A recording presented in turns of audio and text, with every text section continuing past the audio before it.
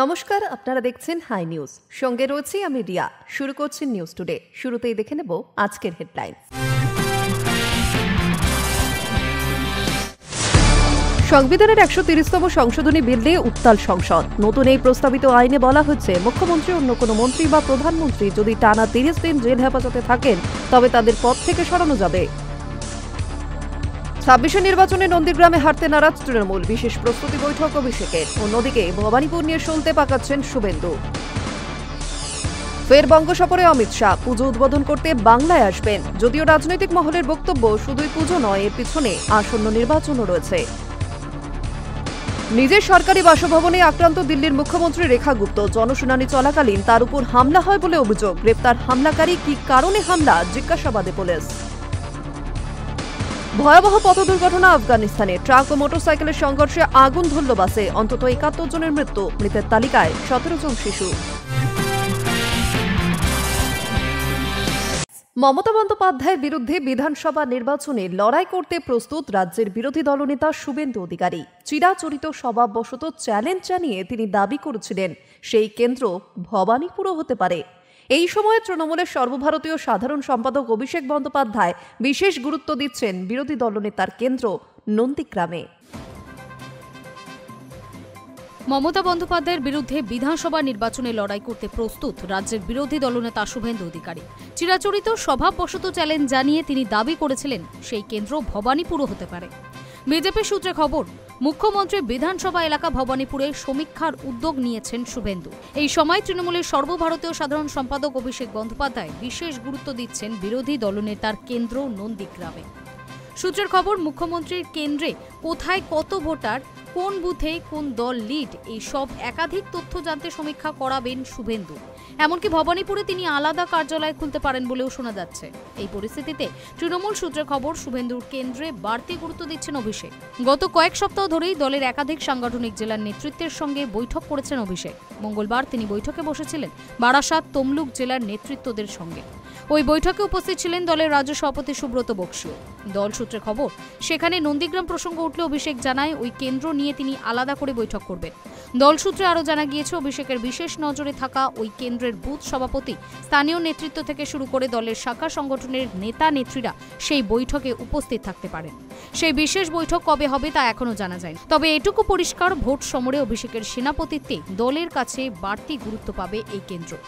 2021 সালে বিধানসভা নির্বাচনে নন্দীগ্রাম কেন্দ্রে প্রতিদ্বন্দ্বিতা করেছিলেন মমতা ও শুভেন্দু। 1956 ভোটে জয়ী হয়েছিলেন শুভেন্দু। যদিও প্রকৃত জয়ী কে, এই নিয়ে বিতর্ক জারি আছে। মামলা ঝুলে রয়েছে আদালতেও। সেই ফল নিয়ে শুভেন্দুকে কটাক্ষ করে তৃণমূল বলে লোডশেডিং বিরোধী দলনেতা। পাল্টা বিজেপি কটাক্ষ করে বলে কম্পার্টমেন্টাল মুখ্যমন্ত্রী। এক বিধানসভা নির্বাচনের কথা মনে রেখে আগামী বিধানসভা নির্বাচনের আগে যুযুধান দুই শিবিরের দুই নেতার নজরে দুটি কেন্দ্র, ভবানীপুর ও নন্দীগ্রাম। খোদ মুখ্যমন্ত্রীর কেন্দ্র ভবানীপুর, অন্যদিকে বিরোধী দলনেতার কেন্দ্র নন্দীগ্রাম। আপাতত দেখার নন্দীগ্রামে কবে বৈঠক করেন অভিষেক, দলের নেতা কর্মীদের কোন রণকৌশল দেন। Hi News network.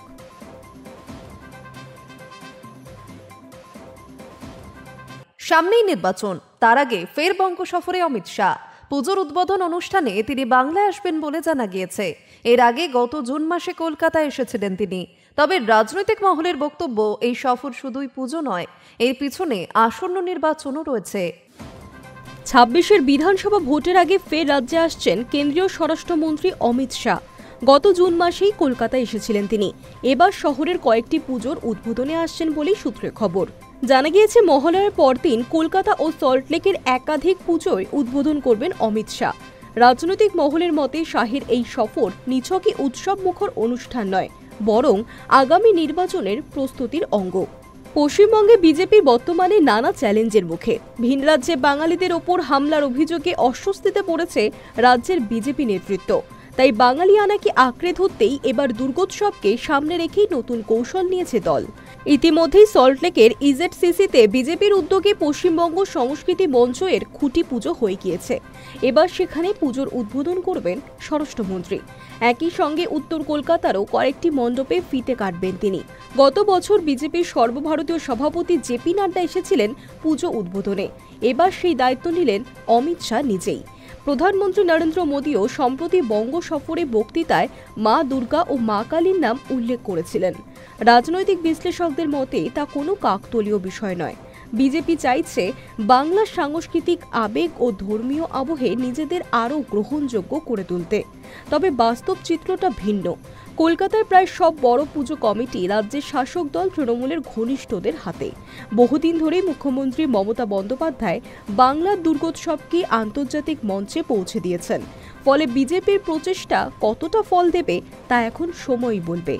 আগামী 22শে অগস্ট কলকাতায় আসছেন প্রধানমন্ত্রী নরেন্দ্র মোদী। চলতি বছরে এই নিয়ে তার তৃতীয় বঙ্গ সফর হতে চলেছে। এটি কলকাতার 3টি নতুন মেট্রো রুটের উদ্বোধন করবেন। পাশাপাশি দমদম সেন্ট্রাল জেল গ্রাউন্ডে মেগা জনসভা রয়েছে তার। 26শে নির্বাচন নিয়ে কি বার্তা দেন প্রধানমন্ত্রী, সেদিকে নজর থাকবে সব মহলের। High News network. আরজি করে নির্যাতিতার বাবার বিরুদ্ধে মানহানির মামলা করলেন কুণাল ঘোষ। ব্যাংশাল আদালতে নির্যাতিতার বাবার বিরুদ্ধে মামলা করা হয়েছে। আরজি করে নির্যাতিতার বাবাকে কিছুদিন আগেই আইনি নোটিশ পাঠিয়েছিলেন তৃণমূল নেতা কুণাল ঘোষ। সেই সময় মামলা করার হুঁশিয়ারিও দিয়েছিলেন তিনি। অবশেষে সেই কাজই করলেন কুণাল। ব্যাংশাল আদালতে নির্যাতিতার বাবার বিরুদ্ধে তিনি মানহানির মামলা দায়ের করেছেন। মেয়ের ধর্ষণ খুনের ঘটনা তদন্তে সিবিআই এর ভূমিকা নিয়ে প্রথম থেকেই অসন্তুষ্ট ছিলেন বাবা মা। নবান্ন অভিযানের দিন পুলিশের বিরুদ্ধেও একাধিক অভিযোগ করেছিলেন তারা। রাজ্য সরকারের ভূমিকা নিয়েও প্রশ্ন তুলতে ছাড়েননি। আর সিবিআই তদন্ত নিয়ে তিনি দাবি করেছিলেন সিবিআই টাকা খেয়ে তদন্ত করছে না। সম্প্রতি দিল্লিতে গিয়ে সিবিআই ডিরেক্টরের সঙ্গে দেখা করে এসে আরও হতাশা প্রকাশ করেছিলেন তারা। নির্যাতিতার বাবা বলেছিলেন সিবিআই বোগাস। আর এই ইস্যুতেই নির্যাতিতার বাবা নিশানায় পড়েছিলেন তৃণমূল নেতার। অভিযোগ ছিল রাজ্য সরকার টাকা দিয়েছে সিবিআইকে, আর কুণাল ঘোষ সিজিওতে গিয়ে সেটেল করেছেন। এই মন্তব্যের বিরোধিতা করেই তাকে আইনি নোটিশ পাঠিয়েছেন কুণাল ঘোষ। এবার মামলা করলেন। কুণাল ঘোষ জানিয়েছিলেন নোটিশ পাঠানোর পর 4 দিনের মধ্যে নির্যাতিতার বাবা যদি ক্ষমা চান তাহলে কোনো পদক্ষেপ করবেন না তিনি, কিন্তু তেমনটা না হলে আদালতের দ্বারস্থ হবেন। এখন ঠিক তাই করলেন তৃণমূল নেতা। এই নিয়ে সোশ্যাল মিডিয়ায় তিনি আগেই লিখেছিলেন, ওরা যা মুখে আসবে বলে যাবেন, যে যা শেখাবে তাই বলবেন, তা হতে পারে না।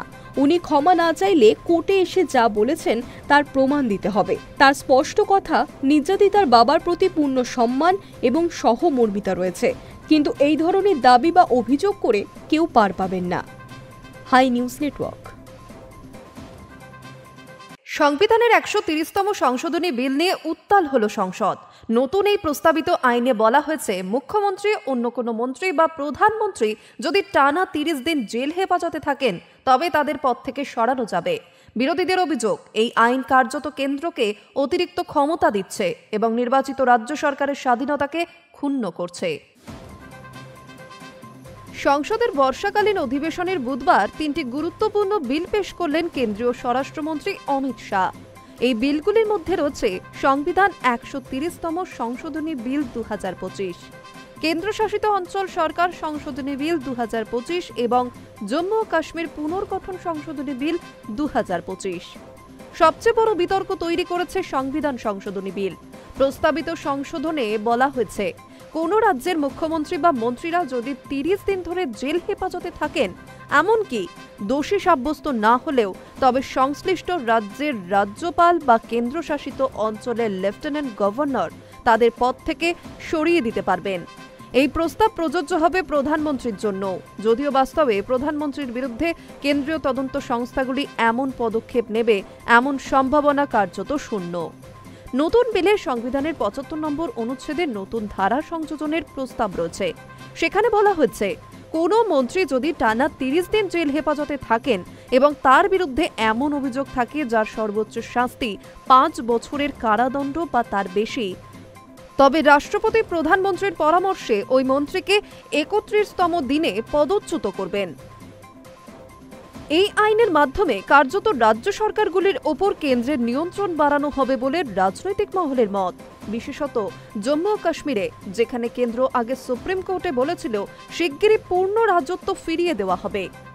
অথচ নতুন সংশোধনী বিল সেখানে নির্বাচিত সরকারের ক্ষমতা কমিয়ে কেন্দ্রীয় শাসন আরও শক্তিশালী করার দিকেই এগোচ্ছে।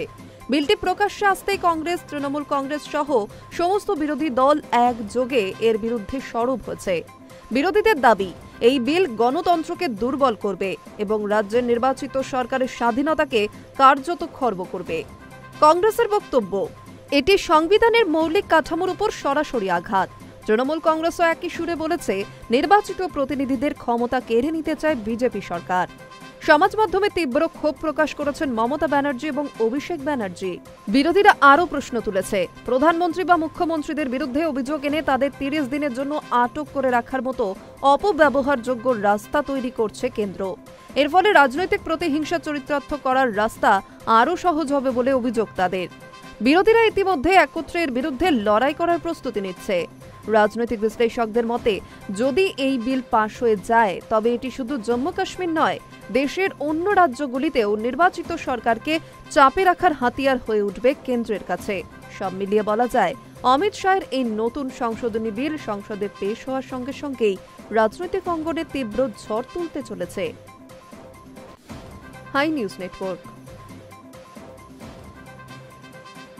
লোকসভায় সংবিধান সংশোধনী বিল পেশ কেন্দ্রীয় স্বরাষ্ট্রমন্ত্রী অমিত শাহ। এই বিলের বিরুদ্ধে গর্জে উঠলেন তৃণমূল কংগ্রেস সাংসদ অভিষেক বন্দ্যোপাধ্যায়। প্রশ্ন তুলেছেন, দেশ জুড়ে একাধিক ইস্যু থাকা সত্ত্বেও কেন এই বিল পেশ করা হচ্ছে? গণতন্ত্রকে নষ্ট করার চেষ্টা চলছে। লোকসভায় সংবিধান সংশোধনী বিল পেশ কেন্দ্রীয় স্বরাষ্ট্রমন্ত্রী অমিত শাহের। সেই বিলের বিরুদ্ধে গর্জে উঠলেন তৃণমূল কংগ্রেস সাংসদ তথা লোকসভায় তৃণমূল সংসদীয় দলনেতা অভিষেক বন্দ্যোপাধ্যায়। দেশজুড়ে একাধিক ইস্যু থাকা সত্ত্বেও কেন এই বিল পাশ করা হচ্ছে, এই প্রশ্ন তিনি তুলেছেন। দাবি করলেন, এই বিল পেশ করে রাজ্যের সরকারগুলিকে ফেলে দেওয়া ও গণতন্ত্রকে নষ্ট করার চেষ্টা চলছে। এক্সের একটি পোস্টে অভিষেক উল্লেখ করেছেন, বিরোধীদের সমর্থন থাকা সত্ত্বেও পাক অধিকৃত কাশ্মীর চাইতে পারছে না বিজেপি সরকার। শুধু তাই নয়, সীমান্ত সুরক্ষার ক্ষেত্রেও যথেষ্ট গুরুত্ব দেওয়া হচ্ছে না বলে অভিযোগ তুলেছেন তৃণমূলের সর্বভারতীয় সাধারণ সম্পাদক। সূত্রের খবর, বুধবার লোকসভায় বিল পেশ করবেন অমিত শাহ। সেই বিলে বলা হয়েছে, গুরুতর ফৌজদারি অভিযোগে গ্রেফতার কিংবা আটক করা হলে টানা 30 দিন বন্দিও থাকলে প্রধানমন্ত্রী, মুখ্যমন্ত্রী কিংবা অন্য কোনো মন্ত্রীকে পদ থেকে সরে যেতে হবে। এটি হবে 130তম সংবিধান সংশোধনী বিল। এই বিলে এই প্রস্তাবও দেওয়া হয়েছে যে বহিষ্কৃত মন্ত্রীরা মুক্তি পাওয়ার পর ফের পদ ফিরে পেতে পারেন। আর এরপরে সোশ্যাল মিডিয়ায় গর্জে উঠলেন ডায়মন্ড হারবারের সাংসদ। বিজেপি সরকারকে কৃষক বিরোধী ও জনবিরোধী বলে উল্লেখ করেছেন এই সাংসদ। তার কথায়, বিজেপিকে একটা ভোট দেওয়ার অর্থ দেশকে বিক্রি করে দেওয়া। তার মতে, বিজেপি দেশের সংবিধানকে নিজেদের সম্পত্তি হিসেবে ব্যবহার করতে চাইছে। শুধু অভিষেক বন্দ্যোপাধ্যায় নয়, এই ইস্যুতে তৃণমূল সাংসদ Derek O'Brien, Mahua Moitra social মিডিয়ায় গর্জে উঠেছেন। পোস্টে লিখেছেন, সাংবিধানিক দায়িত্ব পালন করার বদলে কেন্দ্রের সরকার শুধুই ক্ষমতা আর সম্পদে আগ্রহী। আমরা এই কঠোর সংবিধান সংশোধনী বিলে আপত্তি জানাচ্ছি। কৃষক কিংবা দরিদ্র মানুষের জন্য কাজ না করে বিজেপি সরকার এই বিল আনছে। সোশ্যাল মিডিয়ায় অভিষেক বন্দ্যোপাধ্যায়ের আরও দাবি, এসআইআর বাস্তবায়নে নির্বাচন কমিশনকে অপব্যবহারের প্রচেষ্টা ব্যর্থ হয়েছে। এবার বিরোধীদের বিরুদ্ধে কাজে লাগানোর জন্য ইডিকে ব্যবহার করার চেষ্টা করছে বিজেপি। এই বিল পেশ করে রাজ্যের সরকারগুলিকে ফেলে দেওয়া এবং গণতন্ত্রকে নষ্ট করার চেষ্টা চলছে বলেও মন্তব্য করেছেন তৃণমূলের সর্বভারতীয় সাধারণ সম্পাদক। Hi News network.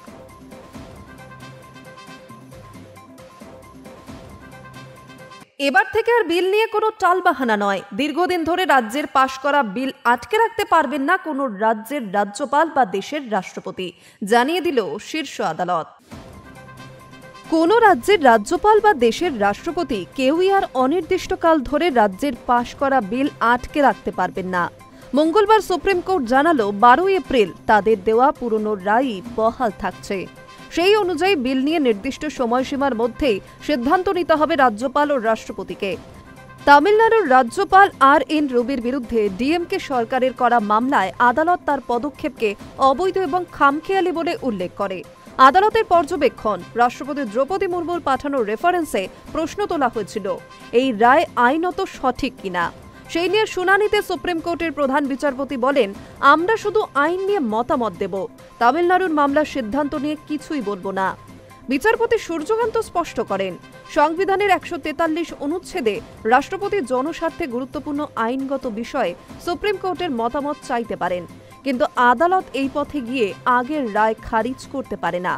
কেন্দ্রের যুক্তি ছিল রাষ্ট্রপতি ও রাজ্যপালের পদ রাজনৈতিকভাবে স্বাধীন, তাই এই নিয়ে আদালতের হস্তক্ষেপ অপ্রয়োজনীয়। কিন্তু তামিলনাড়ু ও কেরল সরকার পাল্টা দাবি করে, যদি প্রেসিডেন্টের রেফারেন্সের মাধ্যমে আগের রায় বদলানো হয় তবে বিচার বিভাগের স্বাধীনতা প্রশ্নের মুখে পড়বে।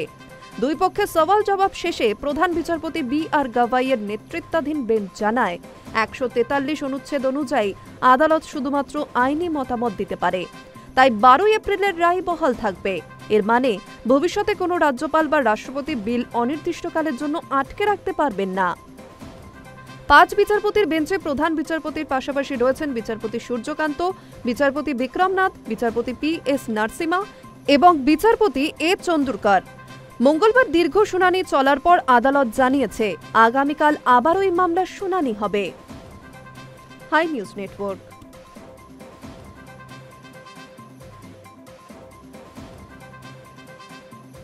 নিজের সরকারি বাসভবনেই আক্রান্ত দিল্লির মুখ্যমন্ত্রী রেখা গুপ্ত। জানা গিয়েছে জনশুনানি চলাকালীন তার উপর হামলা করা হয়। ইতিমধ্যে ব্যক্তিকে গ্রেফতারও করা হয়েছে। কি কারণে এই হামলা তা জানতে জিজ্ঞাসাবাদ করছে পুলিশ। নিজের বাসভবনেই আক্রান্ত দিল্লির মুখ্যমন্ত্রী রেখা গুপ্তা। জনশুনানি চলাকালীন এই হামলা করা হয় বলে অভিযোগ। বছর ৩৫-এর এক ব্যক্তি এই হামলা চালান বলে অভিযোগ উঠেছে। যদিও নিরাপত্তায় থাকা কর্মীরাই হাতে নাতে তাকে ধরে ফেলেন, কিন্তু কেন এই হামলা তা এখনো পর্যন্ত স্পষ্ট নয়। এমনকি ওই অভিযুক্ত ব্যক্তির কোনো রাজনৈতিক যোগ আছে কিনা তাও জানা যাচ্ছে না। ইতিমধ্যে অভিযুক্তকে আটক করে নিয়ে যাওয়া হয়েছে দিল্লি সিভিল লাইন্স পুলিশ স্টেশনে। শুরু হয়েছে জিজ্ঞাসাবাদ। তবে এই ঘটনায় প্রশ্নের মুখে মুখ্যমন্ত্রীর নিরাপত্তা। জানা গিয়েছে সিভিল লাইন্স এলাকায় মুখ্যমন্ত্রী রেখা গুপ্তের সরকারি আবাস। সেখানেই সাপ্তাহিক শুনানি চলছিল। জানা গিয়েছে ওই ব্যক্তি প্রথমে মুখ্যমন্ত্রীকে কিছু নথি দেওয়ার আবেদন জানান, আর তা দেওয়ার পরেই অতর্কিতে মুখ্যমন্ত্রীর উপর হামলা চালানো হয় বলে অভিযোগ। সর্বভারতীয় এক সংবাদ মাধ্যমের খবর অনুযায়ী মুখ্যমন্ত্রীকে চড় মারা হয়েছে, এমনকি চুল ধরেও টানা হয়েছে বলে অভিযোগ। ঘটনার পরেই হাতে নাতে অভিযুক্ত ব্যক্তিকে ধরে ফেলেন নিরাপত্তায় থাকা কর্মীরা। অন্যদিকে ঘটনার পরেই মুখ্যমন্ত্রীর বাসভবনে একটি চিকিৎসকদের দল ছুটে গিয়েছে। তবে রেখা গুপ্তের চোট খুব একটা গুরুতর নয় বলে জানা গিয়েছে। খবর পেয়ে ঘটনাস্থলে ছুটে গিয়েছেন দিল্লি পুলিশের উচ্চপদস্থ আধিকারিকেরা। পুরো ঘটনা তদন্ত করে দেখা হচ্ছে। বিজেপির তরফে এই ঘটনার তীব্র নিন্দা জানানো হয়েছে। একই সঙ্গে কংগ্রেসের তরফেও এই ঘটনার তীব্র নিন্দা জানানো হয়। রাজধানীতে মহিলাদের সুরক্ষা নিয়েও প্রশ্ন তোলা হয়েছে। Hi News Network. ভারত ও চীনের সম্পর্কের উন্নতিতে এক বড় পদক্ষেপ। মঙ্গলবার নয়াদিল্লিতে প্রধানমন্ত্রী নরেন্দ্র মোদী ও চীনের বিদেশমন্ত্রী ওয়াং ই মুখোমুখি বৈঠকে বসেন। সেখানে সীমান্ত সমস্যার সমাধানে দ্রুত পদক্ষেপ নেওয়ার বিষয়ে দুই দেশের মতামত এক হয়েছে বলে খবর। ভারত ও চীনের সম্পর্কের উন্নতিতে এক বড় পদক্ষেপ। মঙ্গলবার নয়াদিল্লিতে প্রধানমন্ত্রী নরেন্দ্র মোদী ও চীনের বিদেশমন্ত্রী ওয়াং ই মুখোমুখি বৈঠকে বসেন। সেখানে সীমান্ত সমস্যার সমাধানে দ্রুত পদক্ষেপ নেওয়ার বিষয়ে দুই দেশ একমত হয়। ভারতের বিদেশ মন্ত্রকের তরফে জানানো হয়েছে, সীমান্ত বিরোধ মেটাতে উভয় দেশের স্বার্থ রক্ষা করে একটি ন্যায়সঙ্গত এবং টেকসই সমাধান খোঁজা হবে। সেই লক্ষ্যে বিশেষজ্ঞদের নিয়ে একটি যৌথ কমিটি গঠন করা হবে। তারা সীমান্ত সমস্যার স্থায়ী সমাধানের জন্য সুনির্দিষ্ট প্রস্তাব দেবে। বিবৃতিতে আরও বলা হয়েছে, কাজান সম্মেলনে যে ঐক্যমত তৈরি হয়েছিল তা বর্তমানে বাস্তবায়নের পথে। 23তম আলোচনার পর থেকে সীমান্ত এলাকায় শান্তি ও স্থিতিশীলতা বজায় রয়েছে। এবার 24তম বিশেষ প্রতিনিধি বৈঠকে সীমান্তে শান্তি রক্ষা এবং দীর্ঘমেয়াদী সমাধানের ওপর জোর দেওয়া হয়েছে। 2005 সালের সীমান্ত চুক্তির ভিত্তিতেই ন্যায্য, যুক্তিসঙ্গত এবং পারস্পরিক গ্রহণযোগ্য সমাধানের খসড়া তৈরি হবে। এই বৈঠক নিয়ে প্রধানমন্ত্রী মোদী বলেন, ভারত চীন সম্পর্ক ইতিবাচক পথে এগোচ্ছে এবং তার মূল কারণ পারস্পরিক শ্রদ্ধা। ওয়াং ইও একই বার্তা দেন, যা দুই দেশের মধ্যে নতুন আস্থার সঞ্চার করেছে। ভারতের জারি করা বিবৃতিতে জানানো হয়েছে, দুই দেশ খুব শীঘ্রই সরাসরি বিমান পরিষেবা চালু করবে। পাশাপাশি কৈলাস মানস সরোবর যাত্রার পরিধি বাড়ানো হবে, যাতে আরও বেশি ভারতীয় তীর্থযাত্রী সহজেই যেতে পারেন। শুধু তাই নয়, দীর্ঘদিন বন্ধ থাকা সীমান্ত বাণিজ্য ফের শুরু করার সিদ্ধান্ত নেওয়া হয়েছে। লিপুলেক পাস, শিবকিলা এবং নাথুলা, এই তিনটি নির্দিষ্ট রুট দিয়ে আবারও সীমান্ত বাণিজ্য শুরু হবে। এই বৈঠকে আরও একটি গুরুত্বপূর্ণ বিষয় উঠে আসে। আগামী সাংহাই কোঅপারেশন অর্গানাইজেশন শীর্ষ বৈঠকে যোগ দেওয়ার আমন্ত্রণপত্র প্রধানমন্ত্রীর হাতে তুলে দেন চীনের বিদেশমন্ত্রী। ইতিমধ্যেই সেই আমন্ত্রণ গ্রহণ করেছেন মোদি। 3 বছর পর ভারতে সফরে এসেছেন চীনের বিদেশমন্ত্রী। বিশেষজ্ঞরা মনে করছেন গালওয়ান সংঘর্ষ পরবর্তী বরফ গলতে শুরু করছে। আগামী 31শে আগস্ট থেকে 1 সেপ্টেম্বর পর্যন্ত প্রধানমন্ত্রী মোদি চীন সফরে যাবেন। মনে করা হচ্ছে এই দ্বিপাক্ষিক সফর দুই দেশের সম্পর্ককে নতুন দিশা দেখাবে। রাজনৈতিক বিশ্লেষকদের মতে গালওয়ান সংঘর্ষ পরবর্তী দীর্ঘ উত্তেজনার পর ভারত চীন সম্পর্কের বরফ গলছে। সীমান্ত বিরোধ, তীর্থযাত্রা, বিমান যোগাযোগ, বাণিজ্য থেকে শুরু করে আন্তর্জাতিক সম্মেলনে অংশগ্রহণ সব ক্ষেত্রেই নতুন দিগন্ত খুলছে দুই দেশের সম্পর্ক। Hi News Network. জাতীয় দলে ফুটবলার না ছাড়া এবং শুভাশিস বসুর চোট পাওয়া, এই দুই বিষয় নিয়ে এবার সর্বভারতীয় ফুটবল ফেডারেশনের সঙ্গে জোর লেগে গেল মোহনবাগানের। ভারতীয় দলে খেলার সময় শুভাশিস চোট পেয়েছিলেন বলে অভিযোগ করেছিল মোহনবাগান এবং তার জন্য এবার তাদের কোনো ফুটবলারকেই জাতীয় দলের শিবিরে ছাড়বে না বলে জানিয়ে দিয়েছিল তারা। এবার ফেডারেশন চিঠি দিয়ে জানিয়ে দিল মোহনবাগান অধিনায়ক শুভাশিস আইএসএল ফাইনালে খেলার সময় চোট পেয়েছিলেন। এই চোট কোনোভাবেই গত মার্চে বাংলাদেশের বিরুদ্ধে ম্যাচ খেলার সময় নয়। ফেডারেশনের উপসচিব এম সত্যনারায়ণ মোহনবাগানকে দেওয়া চিঠিতে লিখেছেন, গত 25শে মার্চ এএফসি এশিয়ান কাপের যোগ্যতা অর্জন পর্বে বাংলাদেশের বিরুদ্ধে ম্যাচে শুভাশিস বসু মোটেই চোট পাননি। শিলংয়ে ওই ম্যাচে উনি 85 মিনিট খেলেছেন। তারপর তাকে তুলে নেওয়া হয়েছিল, কিন্তু সেটা ট্যাকটিক্যাল কারণে, চোটের জন্য নয়। তারপর 3 এবং 7 এপ্রিল আইএসএল সেমিফাইনালের দুটো পর্বেতেই উনি পুরো ম্যাচ খেলেছেন। তারপর 12 এপ্রিল ফাইনালেও 90 মিনিট খেলেছিলেন। তারপর তাকে তুলে নেওয়া হয়েছিল। উনি 18 মে জাতীয় দলের শিবিরে যোগ দিয়েছিলেন, কিন্তু একটা দুটো সেশন অনুশীলন করার পরই ডান পায়ের কুচকিতে চোটের কথা বলেছিলেন। উনি নিজেই চিকিৎসকদের বলেছিলেন আইএসএল ফাইনালে চোট পেয়েছিলেন। ফেডারেশনের দাবি, শুভাশিসের চোটের ব্যাপারে মোহনবাগান কিছু জানায়নি। ওই চিঠিতে লেখা আছে, চোট পাওয়ার পর শুভাশিস শুধু বিশ্রামে থেকেছেন। দীর্ঘ 1 মাস পরে আবার শিবিরে যোগ দিয়েছিলেন। এই সময় ওর কোনো পরীক্ষা বা রিহ্যাব হয়নি। এগুলো জাতীয় দলের মেডিকেল দল বা সাপোর্ট স্টাফদের কিছুই জানানো হয়নি।